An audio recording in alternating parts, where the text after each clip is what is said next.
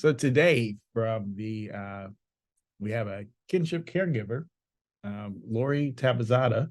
She's going to be talking about, kinship caregiving and grand families as well as kinship families. So going to give us a lot of clarity. Explain kinship exactly to us, yeah, about what it is, because there's a lot of families who are probably out there not knowing that they're a kinship family, and we'll find out after this podcast if they are or are not. All right. We're also going to talk about a lot of the needs of kinship families and the resources and programs. Yes, awesome. So that's very important. I can't wait. I can't either. So without further ado, joining us today on the Totally Preventable podcast, we have Laurie Tapozada, the kinship caregiver, here with us today on Totally Preventable. And Laurie, how are you doing? I'm doing great. And I appreciate this chance to talk a little bit today about our kinship caregivers and their needs. So thank you. Right. All right. It's our pleasure. To start off, can you tell us what is a kinship caregiver? What's a kinship family? Yeah, I'm glad you asked me that, because we use that term all the time, and plenty of kinship families have no idea that they are kinship caregivers. So it is good to define that right from the start. So a kinship caregiver is someone who steps forward to take care of a child or children when their parents cannot safely do so. And there are relative kinship caregivers. So, grandmas and grandpas, aunts, uncles, cousins, adult siblings, whatever. And then there's also another category that we use the word fictive kinship caregivers. And that just means that it's somebody that has a pre-existing relationship with the family. So it can be even a neighbor. It can be a teacher. It can be a nurse in the hospital. It can be a parent of a friend of the child. It can be anybody that has that pre-existing relationship. And when they find out the kid may be going into care, they step forward to care for the child. So that's it in a nutshell. Right. This is near and dear to my heart. My great aunt took care of me for quite a bit of time in my life. So, and we never used the word kinship. So she was just helping out and taking care. That's right. That's right. Yep. That's interesting to me. And I think I'm going to reach out to you at a later date to talk more to you, because that's a voice we don't hear that often, is kids that have been raised in kinship homes and all the benefits, that came from that.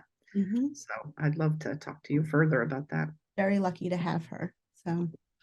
So what got you involved in kinship families? Well, what happened was that I had a daughter who have a daughter, she's still with us, who had a child at 19, and she was not really able to even take care of herself at 19. And so she was living with me and the baby, and she was open to the department because she'd had kind of a terrible trauma history growing up through her teens. She's an adopted daughter. And so when she gave birth to the child, she was opened up to the department automatically. And then one day she said, "Mom, will you babysit? I'm going to go to the mall, with my sister. And, I'd like it if you could take care of the baby." And I told her, sure. So then hours and hours and hours went by. And my other daughter, who had been with her, returned home, but without this one. And I could not get a hold of her to save my life. She didn't come back, et cetera, and so on. So I called the police, and then I had to call the department because she was open to the department. And then the next day I got the famous call. That's what kinship people we talk about, the call. When did you get the call and what was happening at the time? And I got the call, and the social worker said to me, "I'm on my way over to pick up the baby unless you can care for him." So I was like, yeah. And, inside my head, I was literally like, no, of course not. No way. I am way too old for this. And I have a job, and this kid's not even in daycare. And what the heck would I do? And I don't even remember how to take care of a baby and all this stuff. But the words were, "I'll take him." very common, that we're all like, no. And then we're like, there's no way I can hand this child over, to be with a stranger family. Not that foster parents aren't wonderful people, they are, but it's always better when the child can remain with their family if possible. So I became a kinship caregiver. I didn't know that word at the time either. I had no idea. And for whatever reason, I kind of fell through the cracks, and I never was told that there was training or anything like that. And I didn't know a single other family like me. And it was hard. It was so hard. I had no clue about anything baby. It had been a number of years, and just everything, in kinship families, all the internal relationships and stuff. It's just crazy. And then one day, somebody said to me, "Oh, Laurie, I met these people from some place called the Village for Rhode Island foster and adoptive families, and they will understand. They will get it. Call them," because I used to call that poor friend prior to. So I called them, and in fact, it was awesome. I spent 1 hour sobbing, and then after that, I became part of a community, and everything changed. And I've learned that, all that suffering was totally preventable if I had just been hooked up earlier to a community that I could relate to and talk to and find out things from. So that is how I became involved with all of this. That was the start. Wow. Thank you for sharing that. Mm-hmm. Now, is it common that there's a call prior to the placement of the child? Is it standard Yes, practice, or? it is a state practice because Rhode Island, believe it or not, we have our struggles, but in this area, we are like national leaders in terms of the percentage of kids that we can put into kinship homes. So this might surprise you, but almost 3/4 of the kids that have to be placed, in a home end up with kin. So, because we've had a long-standing philosophy about the value of kin. That wasn't always that way. I remember back in the day, it really wasn't that way, but now it is. So yes, when a child is coming into care, the first thing that happens is that a team will kick into place to look for a kin, a family member that can and is able to take the kids. So yes. So it's not always someone who has been really closely involved in the child's life. No, sometimes it can be, an aunt and an uncle that saw everybody on the holidays and, once in a Mhm. while or whatever. So no, it's not always. A lot of times it is. Yeah. Because out of all those kinship caregivers, like at least 70% of them are grandparents. That's the most common thing. Yeah. And most of the time the grandparents have been closely involved one way or another. So like I talked to many grandparents that they were taking care of the kid anyway, informally. And then something happened that triggered the call, to the department. And then the child was brought into foster care. And sometimes it's hard for those grandparents to understand that life changes at that point. You're not just grandma anymore. Now you're a foster parent. And so you got to follow these rules and regulations and things you can and cannot do, so on and so forth. So sometimes that's, a bit of a transition for the grandparents. What would be examples of how, I know you gave, you told your story and there was an example in there, but what are other examples that would lead to a family dynamic being changed to a kinship family? Well, any type of, reported abuse and or neglect or domestic violence. People call the hotline every day. The two biggest things are mental health and substance use. Substance use is a huge problem, which causes kids to be removed from home. But, when teachers call into the hotline, other family members, so there's a variety of reasons that the child would need to be removed. And so I'm assuming there's some resources involved with being an official kinship family that maybe some grandparents or other family members don't know about that are That is sure there's just some So true. struggling along. Yep. Yep. And so dear to my heart. Yeah. So you brought that up. But yeah, I mean, it is traumatic to, have the kid go into care, and the whole experience can be, stressful. But if a kinship family is open to the department, they do receive the same reports that non-kin foster parents get. So they do get a monthly stipend to take care of the kid. They do get health insurance for the kid. They do get daycare, or before and after school care up until the age of 6 paid for, and other benefits that come along the way. So it is helpful, because especially sometimes you have a grandparent maybe on a fixed income, and then all of a sudden they have 3 kids in their 1-bedroom apartment, so it can be really something.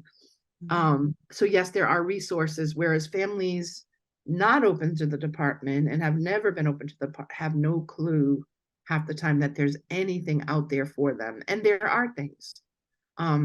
That is one thing that we're working really hard on right now, because my program within the department, we're only open to families currently active with the department. We don't have the resources or the budget to be able to, support all kinship families. So we had recently started collaborating with the Office of Healthy Aging, which gave a grant to the Village for Rhode Island Foster and Adoptive Families, along with another newer organization called the Heart Tree, that has the same mission as the Village, but they serve Spanish-speaking kinship families. And the goal of the whole project is to do that outreach, find and engage, kinship caregivers who are out there by themselves, just like I was for that first year, and so, we've made some strides in that project. It's been great. We do like a lot of outreach, and there's also wonderful family events.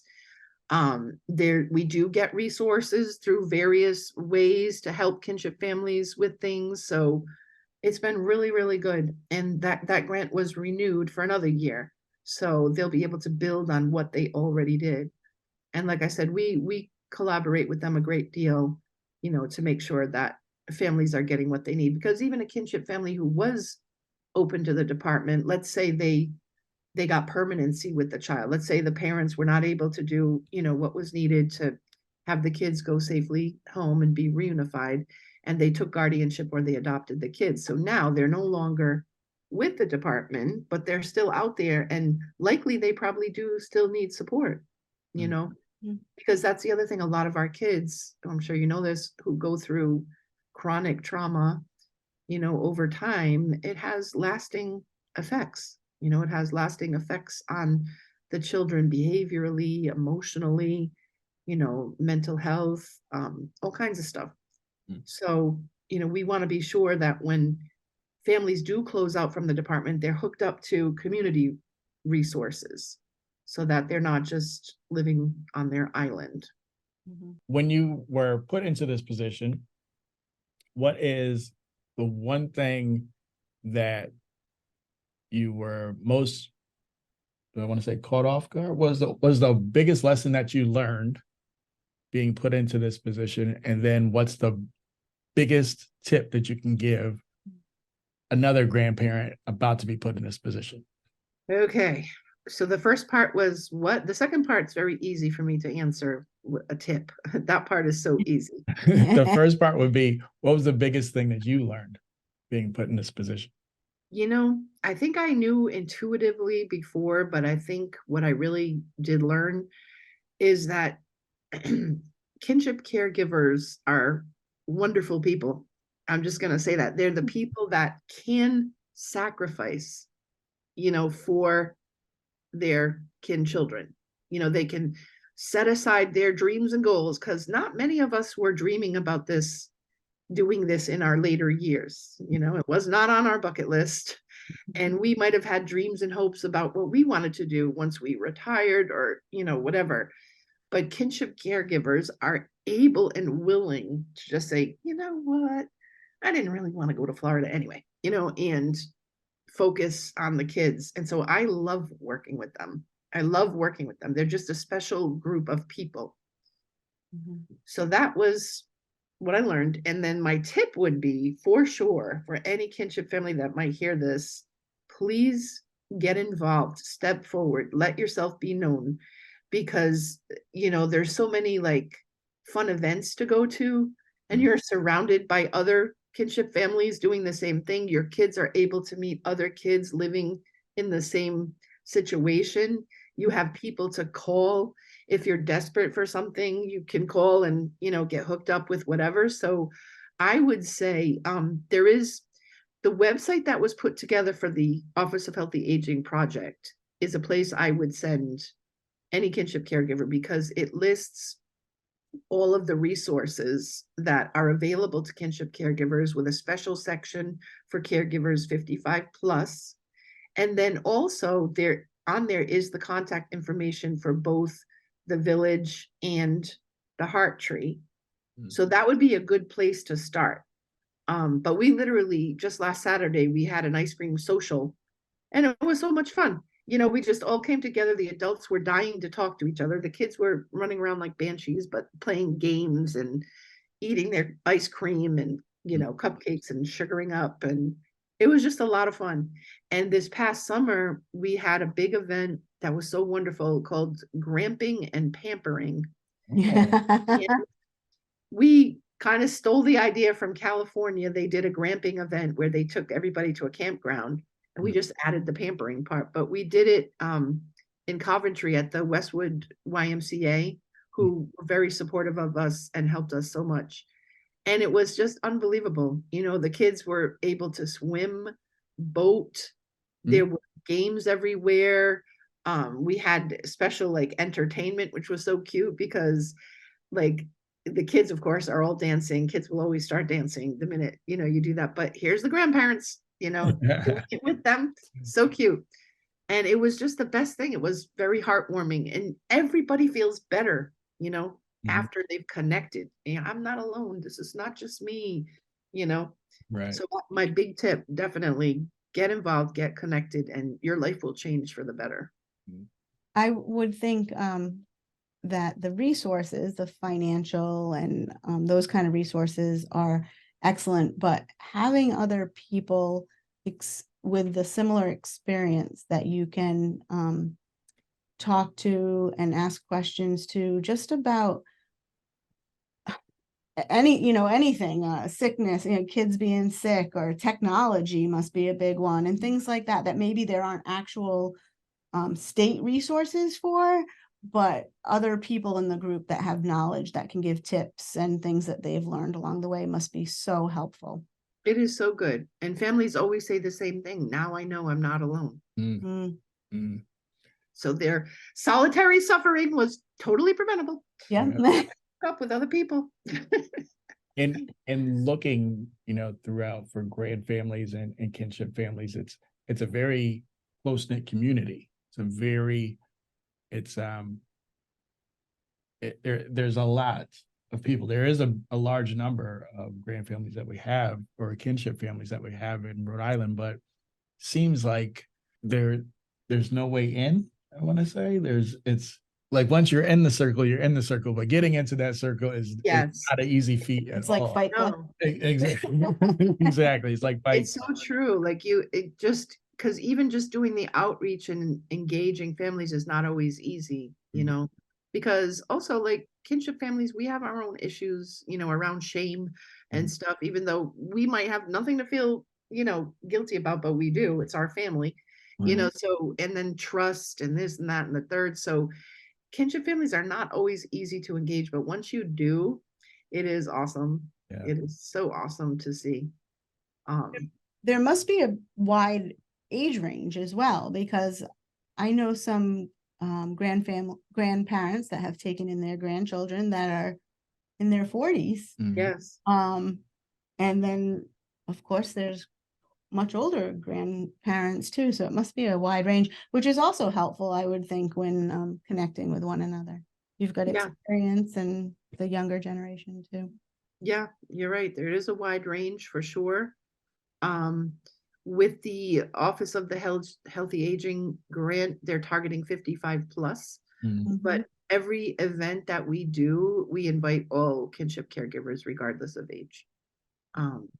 Because of that, we have kinship caregivers who are in their 20s because they are a sibling Yeah. of their, their siblings came into care and they stepped forward to take care of their siblings. So, I mean, yeah, the age range is huge.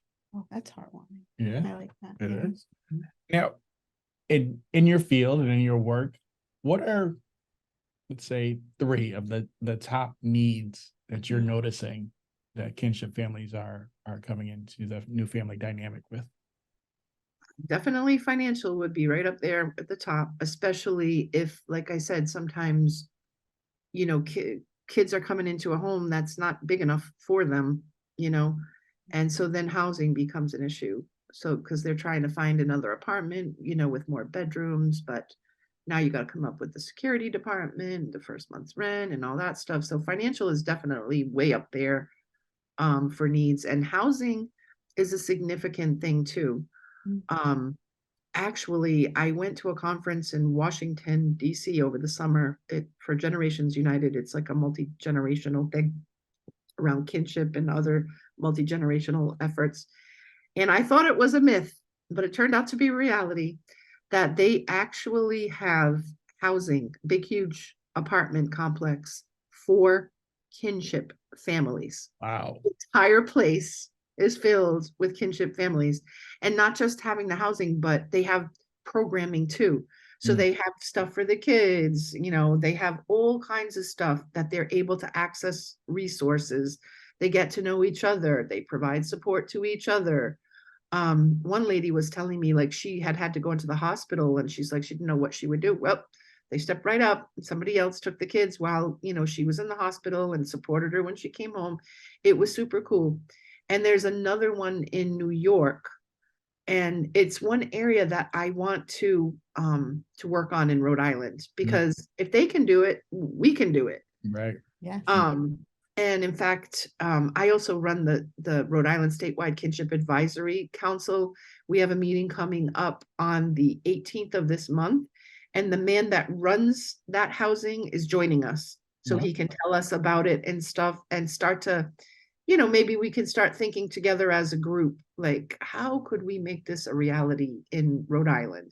Because that is a huge need, for the families. The other need right now that's a very pressing need, and it's not just for kinship families, is getting the right, clinical services in place, because we've got a severe shortage in Rhode Island. So that's tough. I was just working with a family. It's been almost a year until the clinical services finally clicked into place. Well, that's tough, when you've got kids who are very traumatized and need a lot, so that's an ongoing need. But obviously I don't think that's going to get any better until it gets better as a whole. Right. Right. But yeah, that is a need. And of course, emotional support is huge, because when you're going through it, it's just so like goopy, messy, distressing, stressful, and it really does help if you have somebody to talk to about it, and to hook you up with whatever services are out there, Right. as soon as you can get them. So if someone listening is wondering where they should poke around, they should go to the office of it. It's Kinship Community Connections. Oh boy. Okay. .org. Yep. And it's like I said, it's a relatively new website, and so it still needs some work and building, but it has quite a number of resources listed. It's got like announcements of events and things like that. It's got the occasional blog posts. It's got, that stuff. And like I said, it's got all the information for the Village and the Heart Tree. And so if I wanted to say one thing, call them or email them. They'll help you right away. We have a family fall festival coming up in October. That's a great place to go and meet people, for the first time. Just come. There's all kinds of games for the kids. Everything we do is always free of charge to the families. And there's a lot going on. So that is what I would say, or if you want to skip the site, go straight to the Village or the Heart Tree, you can do that too. But the site is good because it lists a lot of stuff. Laurie, can you tell us, give us a brief summary about what the Kinship Advisory Council is all about and Yeah, what work you're doing? absolutely. So the Kinship Advisory Council brings together, around one table, so to speak, the various organizations that work directly or indirectly with kinship families. So the purpose of it is for all of us to share an understanding of, what is out there for kinship families, what are the challenges and needs and things like that, to hopefully break down some of the silos that exist. And to hear from kinship caregivers themselves, because kinship caregivers also attend the meeting.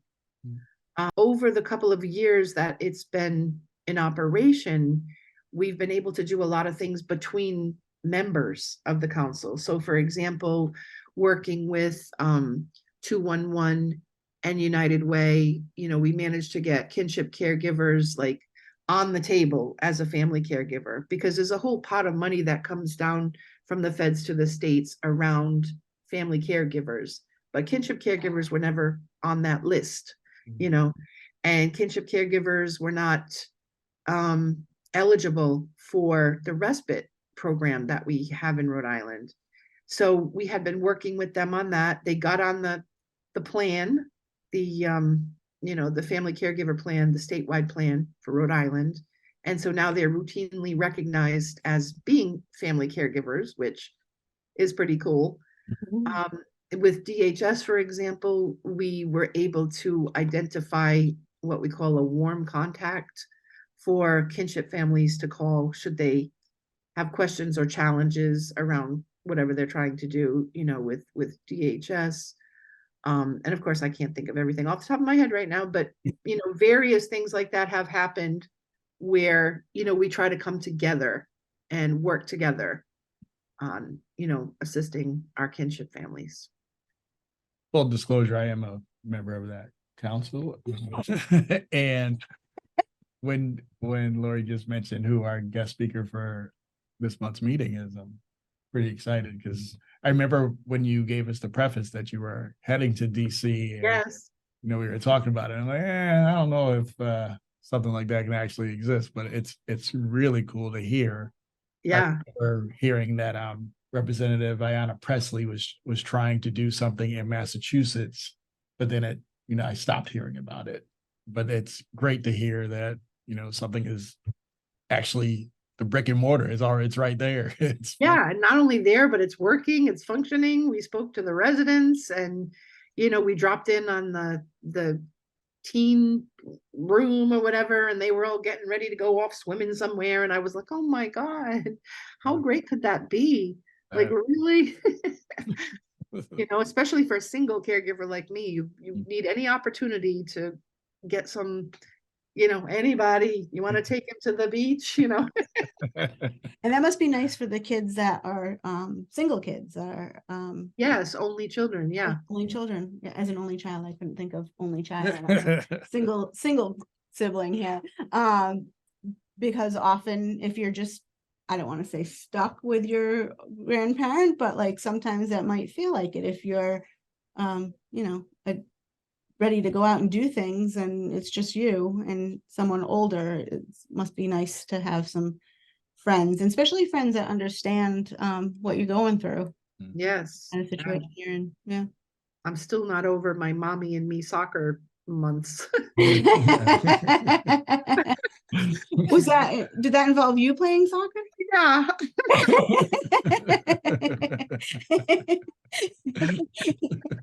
Not just watching and cheering. Not just watching, no, right on the field, bouncing it off my head and everything else.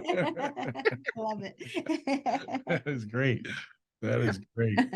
Wow. Is there an organization that maybe people aren't in a kinship family, but this is close to their heart or they're very interested in it, that they can contribute to or volunteer to? Is there some way for people to help kinship families? Well, absolutely. If anybody was interested in volunteering for either the village or the Heart Tree, that would be awesome. And then we can work together. We're very collaborative, you Mhm. know, so we can work together to figure out, what would be the most help. I know that for one thing, every year I just dread this, and I'm sorry I sound like a Scrooge, but the holiday season is coming up.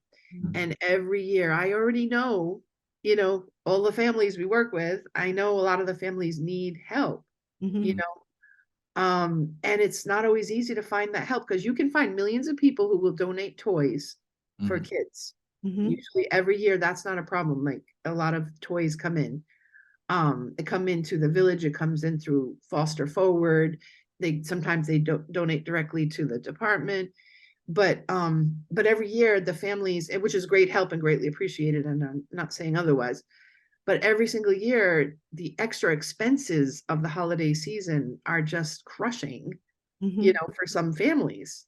And so I decided that every year I go through this, I'm like, oh my God, well, okay, it's October, I'm starting now, but we are going to see what we can do, just to get the word out there that like gift cards would be so appreciated, Mm.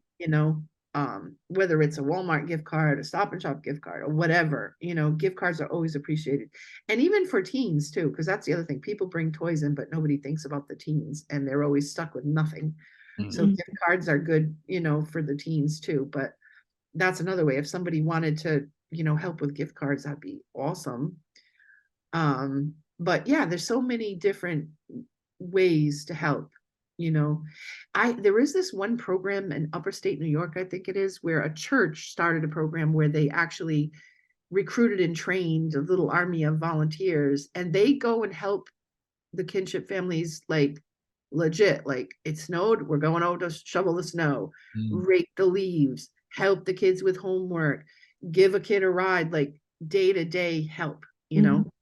yeah, if we had something like that here, that would be so cool too. Yeah. Because those are things, we're talking about, sometimes our older caregivers may not even drive anymore, or maybe they never drove, Right. you know. And so there's always stuff like that. If anybody had an interest, Mhm. All right. love to have you. You can send them to me if you want. I will allocate them accordingly. Wow, this has been great. It has been. Mhm. I'm so excited there's these opportunities for kinship families. So Laurie, for those who want to get involved and get in touch with you, can you give us that kinship website again, please? Yes, it is www.kinshipcommunityconnections.org.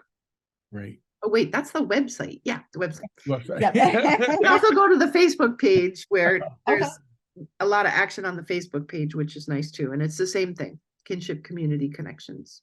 All right. Awesome. This has been great. I am so glad that there are all these opportunities for kinship families. Now we just need to get the word to them and have them feel comfortable getting involved. But I'm so glad that these things are available. I might have to crash the next gramping. Yeah. It's You probably- just want the pampering part. That's the kind of camping that I can do. As soon as I see my first bug, I'm out of there. But until then, yeah, I can do that. Well, actually, I will invite you next year because we are definitely going to do it every year because it was so, I can't even tell you. There was a video. We have a video of it. And Oh, it's like, yeah, even when I watch the video, I get all teared up because like the families were so happy, like they were just sitting there. We had a full dinner for them, and some of the ladies, got their nails done and stuff. And we had an ice cream guy come, and it was just, the kids were thrilled and happy and the families were too. And I was like, oh my God, we got to do this every year. there it is. I will send you guys an invite. Thank Okay. you. Thank you, Laurie. It's been such a pleasure.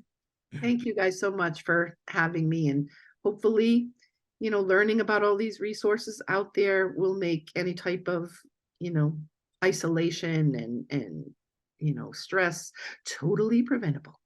Thank you very Thank much, you, Laurie. All right, thank you guys. Bye. Bye-bye.